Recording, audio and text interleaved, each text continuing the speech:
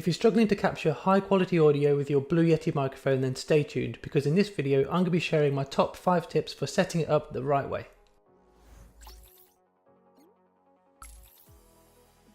Hey, Matt Holmes here from V8 Video Academy.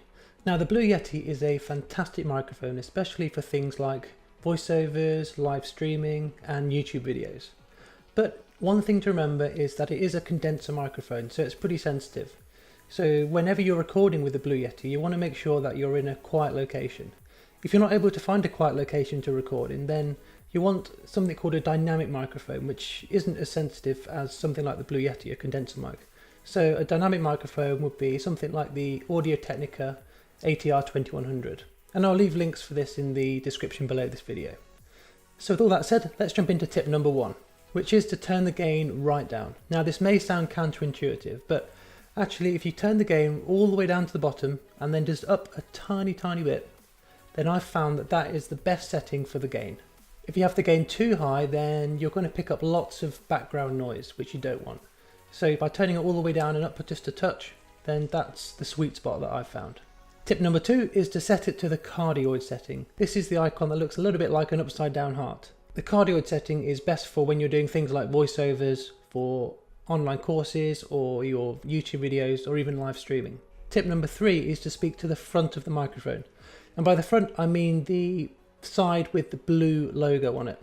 As you can see, I'm speaking into the front of the microphone here, which has got the blue logo on it. And if I now spin this round, so now I'm speaking into the back of the microphone, as you can hear, it's pretty rubbish quality.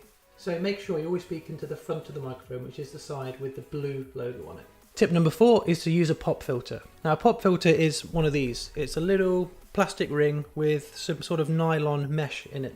And what it essentially does is takes out all the breaths that you create when you say things like P's and T's. It just reduces those quite a lot and can dramatically improve the quality of your audio. And tip number 5 is to get it off your desk. So your Blue Yeti will come with a stand like this. And while it's a good quality stand, it's solid, it's got a heavy base, it's got some felt rubbery bits on the bottom to stop it moving around. But what I've found is that it picks up all the sounds from your keyboard when you tap on your keyboard or from your mouse, and any bumps you make on the desk is really going to make them really loud and just destroy the quality of your audio.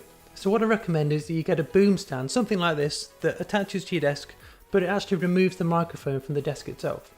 So that reduces the risk of picking up any keyboard sounds and thumping and mouse clicking and that sort of thing.